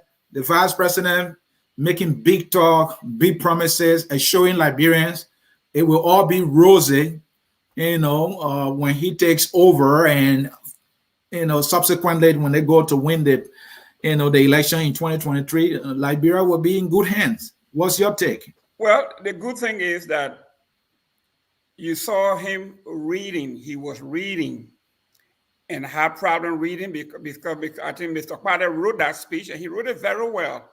But the writer of the speech is not the guy who delivers the speech. You could tell the difference, that there was a disconnect between the writer of the speech and the delivery person. Joseph Boakai has been inept from day one. Joseph Boakai is incapable of doing anything. Joseph Boakai was the president of the Senate. He is the president of the Senate under which 66 or the 68 concession agreement was flawed and bogus. He never mustered the courage to stand up to his boss and say, my belief and my share value, this is against it. You either drop me from the ticket, but I will speak for what is right. He have never done that. You saw the project that he managed in Lofa That $30 million with all the tractors and everything that came, he failed there too, and he also blamed it on somebody else. Joseph Boakai blamed his failure on the ability or inability of Ellen Johnson to pull him to work. He was a parked car, and the car was parked for 12 years without doing anything. This is a man who have never, this man want to call him a statesman. A statesman leadership. There's something called gravitas. When you walk in the room is quiet. You can say all you want to say about Charles Walker Brunskill, but when he walks in the room, that will happen. When Ellen Johnson walks in the room, that happens. When George Weah walks in the room, that happens. Joseph Boakai on his own stage, Joseph Boakai is speaking, and people in his own handymen are walking and talking behind him. They are talking louder than he is projecting. This man is a catastrophe. Somebody who is trying to be vice president, knowing that this man is going to be incapacitated in a year, if not more, if not less. That wants to be president. But Mr. Gayman, I have to push you here. Mr. Gayman, I have to push you here. Whether or not you see Vice President Joseph Imam Boakai the way you see him, there has to be some, ability that this man carries in him, for which he's had this great opportunity of serving in so many capacities to the point of being a vice president for 12 solid years. I mean, what I'm hearing from you is that this man cannot do anything here. He has no ability to deliver any result, to provide any leadership. I think it's to the contrary. Don't you think so? Well, I think we have in our Liberian parlance, they say, if your Christmas is going to be good, the Eve will determine that. I think Mr. Cummings usually makes something comparable. He said past performance is a clear indication of future success. If we are holding an intellectual as Cummings were to our Liberian traditional parlance, those two, and put them together, Joseph Boakai have come short. And Joseph Boakai made it clear, even though he had $1.2 million budget for the past 12 years, which was about $15 million over 12 years, like he said, for doing absolutely nothing. He admitted that Ellen didn't put him to work. He didn't do anything. So he didn't earn that money, but he got it. And then he said to us that even though he was making $1.2 million annually, he was living on loan. And his spokesperson, one of his spokesmen, Costa said it. He said, I cannot support this man. He is lifeless. He's a dead man walking. He's a travelist. He's a narcissistic travelist. He surrounds himself with men and women who are of his liking. This is not my saying. These are record, and my homeboy here cannot defend this man because he is actually a dead man walking. Thank you, Mr. Gayman. On stage when he was delivering, he has no life. He has no soul. He has no characteristics. He has nothing. He was a dead man on stage walking. Yeah, thank you, Mr. Gayman. You make your point. No, he brought me in now. So let me address myself to it. The first thing I keep telling you, Mr. Gayman, it's a bad thing for old people to say things that are not true. In other words, that bad thing for old people to lie. When Mr. Boakai ran LPMC, he started on a Talbot. Ask anybody who went to LPMC and saw Joseph Boakai and saw how viable an institution LPMC was. When he ran the Ministry of Agriculture, they started the Green Revolution. We saw the net dividend that paid for Liberians. We were producing, you could buy country rice. You wanted to eat country rice 24/7 in your home without eating any imported rice in Liberia. We had it there. We're exporting cocoa, coffee, palm oil, and everything. Don't fire him for being incompetent. Don't fire Boakai for being incompetent. Oh, no. Mr. Gayman, hold on. Let Tulay make a point. You don't know about it. He was patient when you were speaking. In Liberia, so nobody ever fired Joseph Boakai for being incompetent. Nobody. Oh. Nobody ever fired Joseph Boakai for being incompetent. Incompetence is you having the lack of ability to perform your duty. Me disagreeing with you or not being with you at a particular time, that doesn't make me incompetent. The newspaper said ineptitude, and I have that newspaper. I know what the newspaper said. So what's the difference? And what the newspaper said at that time was wrong. Because they'll never fire you for ineptitude. It was blatantly wrong. It was blatantly wrong. Somebody paid somebody to produce that particular newspaper. And I can tell you where the thing came from. Ministry of Agriculture has control. The minister was the chairman of the board of FPMC. You remember? Do you know who was the head of FPMC when Joseph Boakai was fired? That was Doe Concubine. But you said he was never fired. Yeah, you don't know the story. Don't go there. Liberia is a different place. The same way when I think, if I'm not, it's either one of the two, either Bele or Dapo, one of them. I can't remember. My memory fails me the exact question about that. One of the two women. One was Sandolo Bele and the other one was Dapo. One of them was at LPMC, and the person and Joe Boakai had personal issues. And based on those personal issues, Joseph Boakai was the chairman of the board of LPMC. And based on those issues, the president relieved him of duty. It happened. Joseph Boakai was not only in the case of Joseph Boakai. It happened to many people. But like I said, so does it mean he was fired? What we saw under Boakai was the institution of the Green Revolution in Liberia.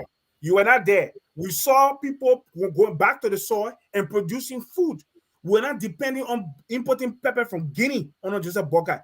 We didn't have FIFA banning the stadium when Joseph Boakai was minister of something. They call that distraction. Gentlemen, let me introduce another segment here. Thank you. Let's take it from this angle as well. You know, now we have Vice President Joseph Boakai in charge. Why he was not in charge, there was so much infighting. And he sat and said nothing. He mentioned in his speech that though the CPP is imploding, or the implosion is obvious, so he's talking about implosion, meaning that he knew about it, but he said absolutely nothing.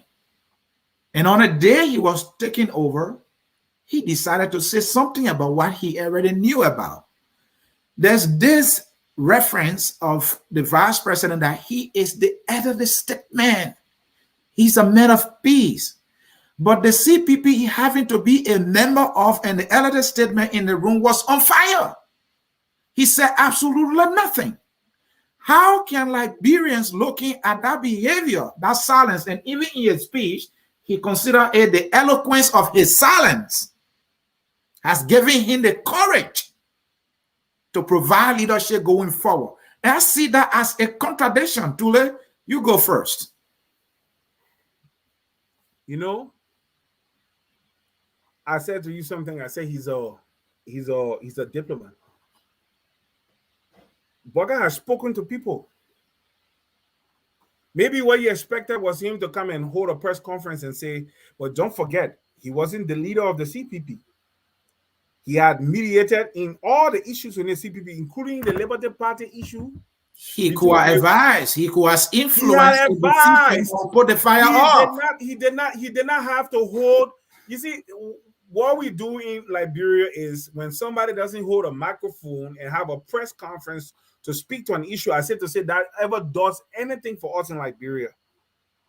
It does nothing. You're contradicting yourself. You said George, we are auditors. Hold on, Mr. Gayman. Hold on. Mr. Gayman, hold on. One at a time, Mr. Gayman. Mr. Gayman, when I hear your voice, I can remember the thing and what you said. You said Joseph Boakai managed or contract in Lofoya to plant farm. You know nothing about ADA lab. I don't want us to go there. Let's stick to the discussion now. We're talking about incompetence. I just trying to say something.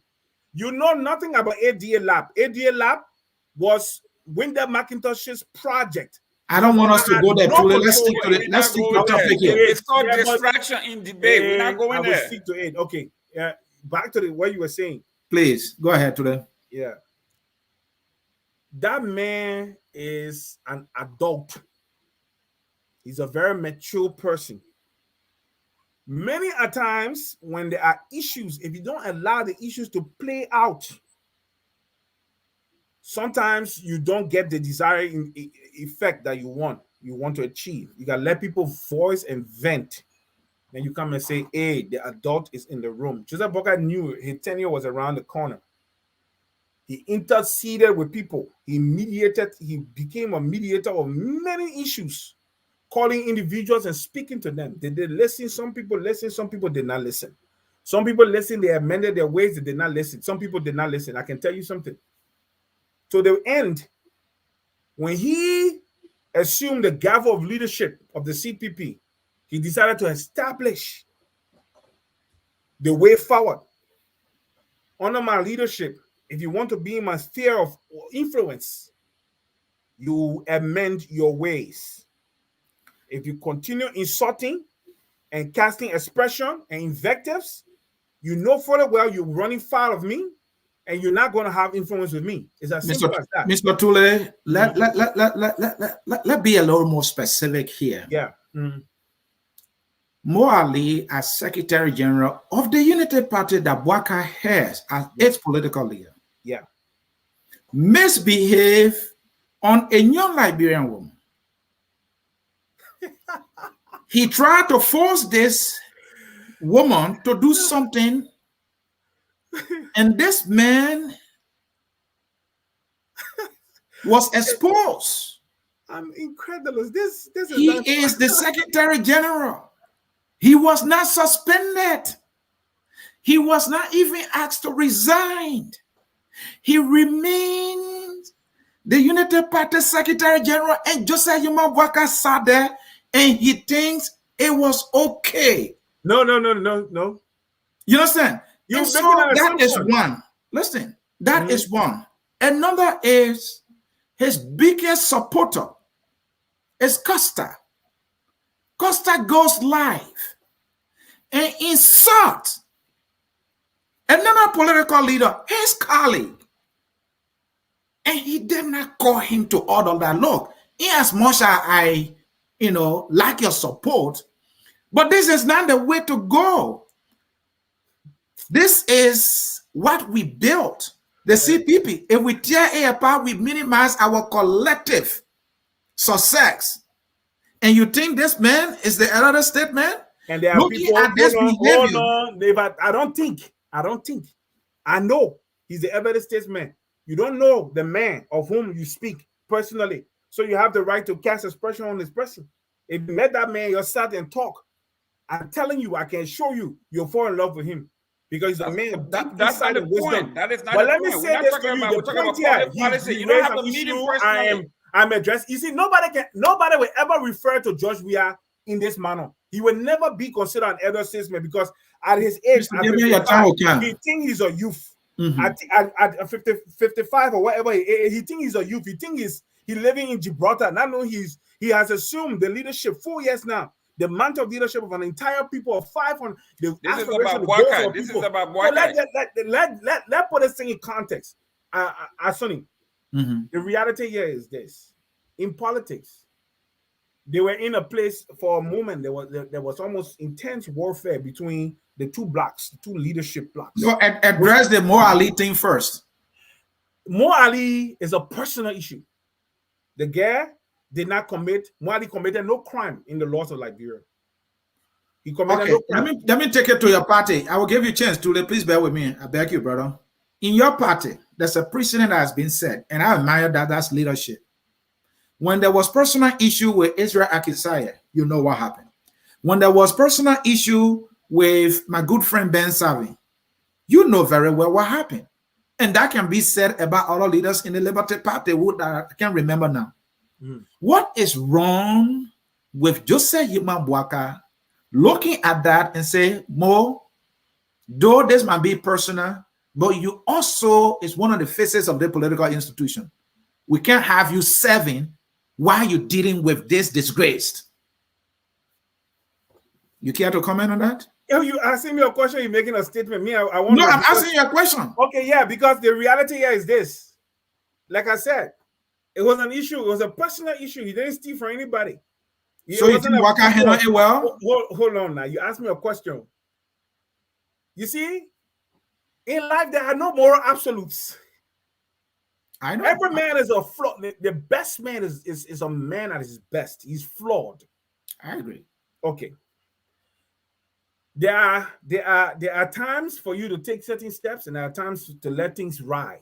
Mm-hmm.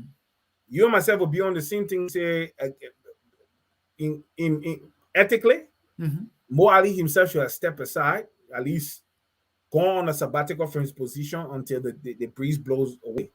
It wasn't Joe Boakai call to make. It was the chairman of the party. It was Joe Boakai call to make. No, Joseph Biden made that same call. He wasn't at that moment. No, listen. Hold on now. Hold on. What's his name? Nancy Poli made that same call to the governor of New York. He wasn't. You have to step aside. Excuse me. At that moment, Joseph Boakai had not been reaffirmed as the standard bearer of the party. No. What do you mean by not be affirmed? As the standard bearer. Is he not an elder statement in Unity Party? He is. But so let me he has been the leader of the Unity Party since the last election. Because you added a statement, that means everything you will wade into it, everything you will talk into it, everything you will have your voice heard. All right, let's come to the Costa issue. Address that. The Costa issue is a very simple issue. Costa was defending, in his view, the block of the CPP that he feels he supports. There were people within the CPP block insulting Joseph Boakai on a daily basis. There are still posts up right now on Facebook where people from the ANC. So the vitriol was okay. No, but my thing is this: you let it play out, because guess what? It will be wrong for you in the political landscape for you to tell your people to shut up. When other people, not everyone's a Charles Bronski, so I cannot hold everyone to Charles Bronski stuff. I remember fully well when Joel Howard was down the road at the. It comes to Boakai teaching the goalposts when Bronski is up. Let me just say something to you now. Mm-hmm. Joel Howard Taylor was down the road at the Atai Center, mm-hmm. and she was making statements and she was casting a pressure on Charles Bronski, and Mrs. Amelia Ward was there. She heard everything. And she came to the office and we were all seated. And she said, Charles, Joel is down the road. She said this about you. She said this about you. At the entire the place is crowded and everything. He said, you'll tell Joel I love her too. That was his response. It's not everybody that would say that. Okay? Somebody would say, oh, she forgets to know that she's the wife of Charles Taylor and blah, blah, blah. All right. His response was, you'll tell Joel I love her too. Because, like I said to you, not everyone is like this. Tulay, Costa was responding to the attacks. You see, I said to you at the beginning before I keep quiet. Madam Salif, I would say this. I will add this angle there. I didn't add this angle there. Yeah, please be quick, Mr. Gayman. I've been waiting for 4 minutes now. Madam Salif is the major agitator behind Joseph Boakai, behind the whole thing of Joseph Boakai not giving.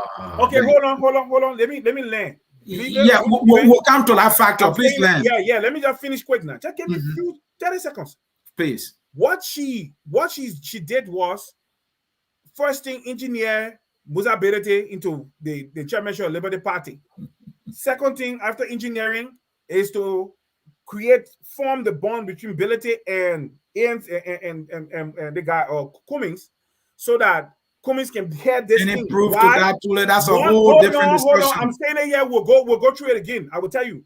The reason is so that nobody can hold Madam Salif accountable. All right, Tulay, let's leave it right there. Yeah, no, when I leave it, let me just end my statement, please. What is obtaining here is this.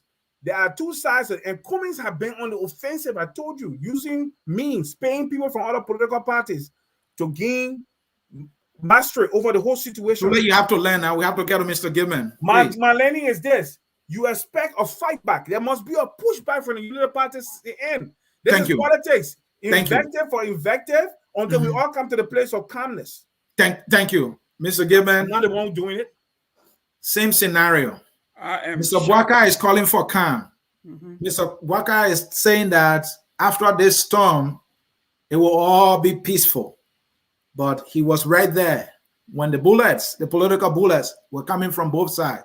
He didn't call for ceasefire because probably it was benefiting him or something. I'm not sure, right?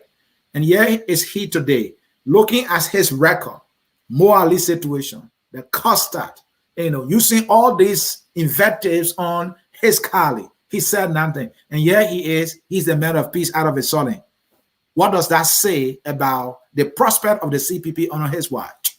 You see, the reason Joseph Boakai is a failure and he will fail again, and I hate to say that, but I just have to say, the analogy my brother using here, that let it play out. He talks about, we are talking about ritualistic killings in Liberia. We are talking about rape. We're talking about crime. Well, if that's the standard for Joseph Boakai, I guess we tell George, let the killing just play out. Let it raping just play out. It is a flawed analogy. It's a flawed assumption. This man is a man who has no power. He has no energy. He has no leadership skills. He only feels that he's entitled. He has not earned anything. Whenever he was given the authority and the opportunity to take action, he failed. When you look at the picture when he was on stage, who was on his right-hand side is More Ali. When we talk about moral turpitude, that's it. This man has no, when we're talking about moral compass, he has no compass or bearing of where this country should be. And I understand why Ellen Johnson decided that this man was not prepared. He was not capable of being the standard bearer of whom she will endorse. It is very, very clear that if you are a number two and your boss that's supposed to vouch for you, everywhere you go in this world, we are asking for character witness. We are looking for a letter of character from your boss, from your religious leader. And your immediate past boss is telling you that you are incapable. You are flawed. You don't have the energy to carry out the job. You are only good to be an assistant. It says a lot about who you are for Joseph Boakai, and this is self-evident that he sat in the Senate. And we have 66 out of 68 concession agreement that was flawed, actually grievous against the Liberian people. And he never once stood up and said, I will stand on my own moral aptitude here and say, Madam President, this is wrong. I resign. I do not want to be a part of this. But he sat there and enjoyed the largesse of the corruption. And now he wants to come and say, I want to do it. Joseph Boakai is way out there. Thank you, gentlemen. He will never be ready. Not in his 80th year. Thank you, Mr. Gayman. Thank you, gentlemen. Time has caught up with all. We have gone 1 hour and 51 minutes, and you guys know we cannot go past 2 hours. So this is what we're going to do. We will get 3 minutes closing statement from each of you, whatever you wish to add in it.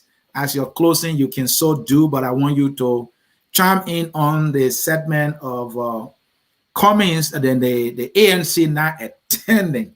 Do they have any moral ground? Do they have any good reason whatsoever to not attend the ceremony of Joseph Boakai taking over as head of the CPP? And looking at that and the other things that's happened with the CPP whole and with the CPP go as a unit in the 2023 election, and will the CPP win whether or not the CPP holds or if they go individually in the first round? That is a lot there, and that is why you need to do to close.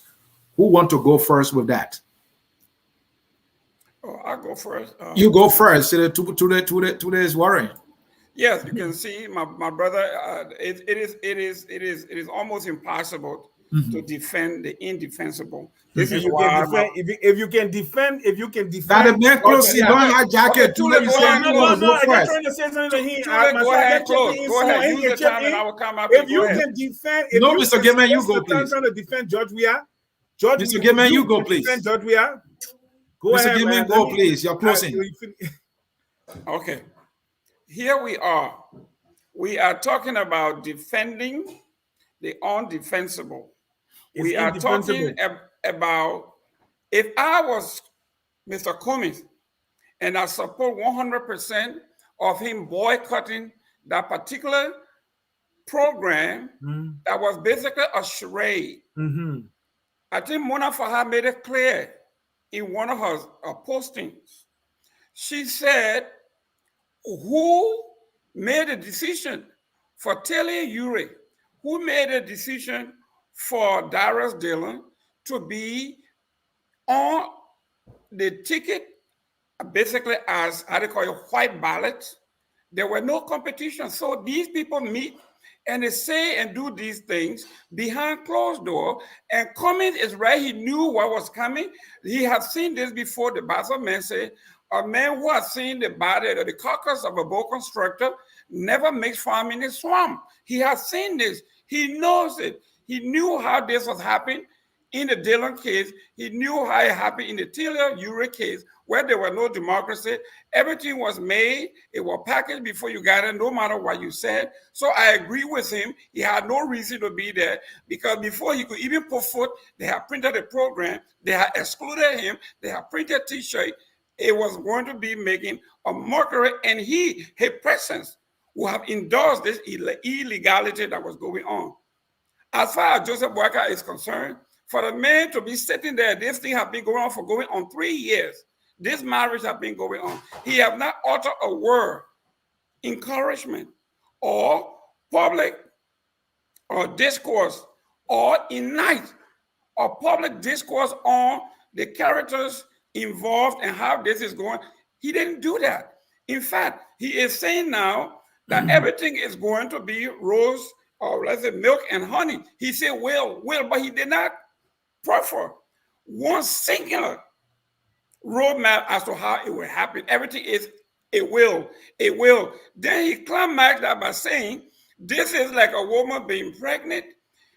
The pregnancy has pains, but when you have the baby, then you look forward to having the baby and you cry and then you rejoice.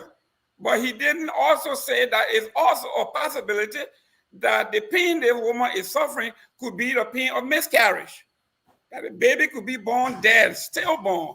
So Joseph Boakai is flawed in his political analysis, as he has been flawed in 52 years in government. He has been fired for being incompetent. He is being called names. We call him Sleepy Joe. And you could see his handlers have problem even keeping his clothes on right.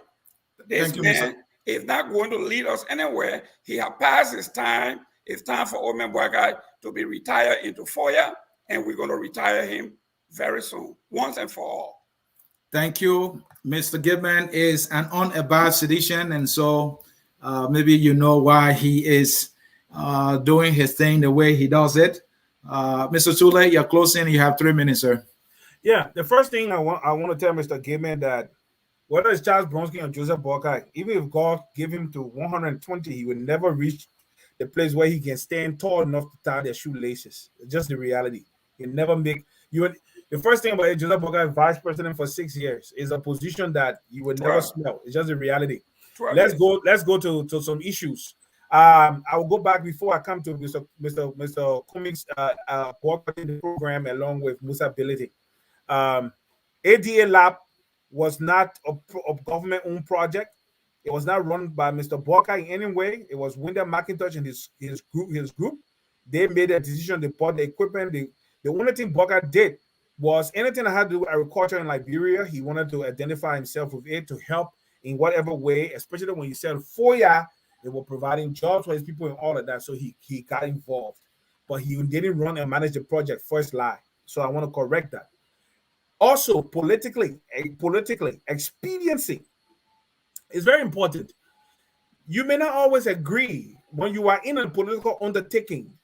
It is not something that your side or your opinion or your voice will always be the one that have the final say. So sometimes you have to know that it's expedient that you allow other people to win at times, or you allow other people to do stuff. Show that you're a bigger person. The first thing you remember a few months back when he walked away from a meeting because he said he didn't have an agenda, that was crap. I've talked to the people who were present at the meeting. It was all crap. He was just trying to find excuses for his action, not agreeing with what they wanted to discuss. You see, what Cummings has been trying to do is to bulldoze his way to the top of the CPP ticket. And he expects other people to lay down, but he forgets to know that in the arrangement, you have 4 political parties, and he's alone. That's why Musa Bedede is trying to sway Liberty Party, Musa Bedede and Martin Sekola, trying to sway Liberty Party to him, because ALP, at least 80% of the 300 delegates from ALP, I don't care how much money he spent, will support Joseph Boakai. I know Liberty Party, 75% will support Liberty Party. And I know UP, at least 80 to 90% of UP will support Liberty, Joseph Boakai. So he's alone. And the reality is stuck. It's right before his face. He sees it. What's about ANC? Nobody that will support Cummings? He will support Boakai? I left that one with him. I left so nobody in ANC will support Boakai? No, I don't even want to go there. We don't need anybody from there. Okay? The 80% from ALP, 75% from Liberty Party, and 80% from Unity Party is enough to get Joseph Boakai. Cummings said it. You the one deciding these numbers. Let's go to the primary. Don't worry about it. Let's go to the primary. No. You're not part of the CPP. You got nothing to do with us. You support a failed government. Cummings said, let's go to the primary. Mr. Gayman, you support a failed government. Man who Mr. Tulay, Mr. Gayman, hold your peace. You dare your closing. Mr. Gayman, hold your peace. You support a failed government. Let's go to the primary. Why are you afraid of primary? No. Mr. Gayman, you dare your closing. Leave the young man alone. Go ahead, Tulay. I will talk. You will keep quiet. I will talk. You support a failed government. A man who called Monserrato his backyard. Dillon, on 2 separate occasions, have won elections in Monserrato. That was unheard of. And George Weah canvassed against Dillon. He spoke against, he didn't just speak, he had rallies against Dillon. And the people repudiated George Weah. They resisted, they rejected his government because he's a kleptocrat, he's incompetent, he's a useless leader. All he does is sing music. And the music ain't even fun. Look at the other thing on him playing piano. Without any rhythm, no keys. No, I mean, just banging on the keys. But you enjoy the one that the Adwa? Oh, God. He didn't even know the lyrics. The man doesn't even know the lyrics of Adwa. He's just that mumbling stuff coming out of his mouth because it's all right, Mr. Tulay. Adwa. But my point here is this. Please, few seconds. Yes. Joseph Yuma Boakai will had the CPP ticket. Cummings better find a place for himself because except he is in agreement with the framework that they established, that whoever wins the ticket, all the rest will support. That is the agreement. How the ticket will be decided, Tulay? Huh? How the ticket will be decided? The ticket will be decided. They'll have to go to convention. They can't do it by white ballot. All right. No. They'll go to convention, and Cummings believes that he cash violence along with Madam Seri Musa Bedede. They can spread money around and buy votes. The people will eat the money and they will vote for Joseph Yuma Boakai candidacy. And at the end of the day, when we go second round, because I know Cummings will be, he will. And why if Cummings wins, Tulay? If Cummings wins, he has my full support because I'm a. Will Boakai support him then? Joseph Boakai will be forced to support. Joseph Boakai will not run as an independent. Trust me, he won't do it. All right. He will support Cummings. Thank you, Mr. Tulay. I said it here. I said he's honorable, but Cummings will not support Joseph Boakai because if he doesn't win. If it's not his way, Cummings is on record for saying that whoever wins, that person will have his support. You know what happened? You know what happened to show that when you go into meetings where your way is not Too late. the way, You pass your 3 minutes. We have to leave it there. Please. Yeah, when you go into a meeting and your way is not the way, you will sit down and you will voice your opinion and you will register your differences and you will leave at the end of the meeting. You won't walk out. You won't boycott agreed meetings. But there's something called protest, Tulay. Yeah, but okay, let him keep protesting. He protesting because he believes in cash violence. He and all his people, including someone like Jerome Gayman. Our Jerome Gayman support. Thank you, Tulay. The football stadium, they put ban the football stadium. They want a good thing. He good at to play football. They put ban the football. He can't even speak English. He say, Thank you, Tulay. Thank you, Tulay. Don't bring English here for me. I don't know how to speak English myself. Folks in cyberspace, this is how we will come to the end of this tough, provocative talk show here. I focus on Liberia. Our program on point, always with George, Colin Tulay, and Mr. Jerome Gayman. I'm Ansony Sieh. Join me in the middle today to moderate the discussion so that you can have nothing but the best. We apologize. We couldn't read more comments. and that we also could not take some calls, but we appreciate you sticking with us here throughout the discussion. I hope we were able, to give you something for your time spent here at Focus on Liberia. This is how we will close the curtains, and always we don't do it without playing that song, that nationalistic song that says we are all Liberians. Whoever you support, be a Boakai or a communist, Nyonblee is out, Ure is out, Ure is hanking on Boakai. I don't know what happens if something unfortunate happens. I don't know, but we hope for the best. On that note, folks, I say bye-bye to you. The song, we are all Liberians, and bye-bye. We are Liberians. Liberia is our Liberia people.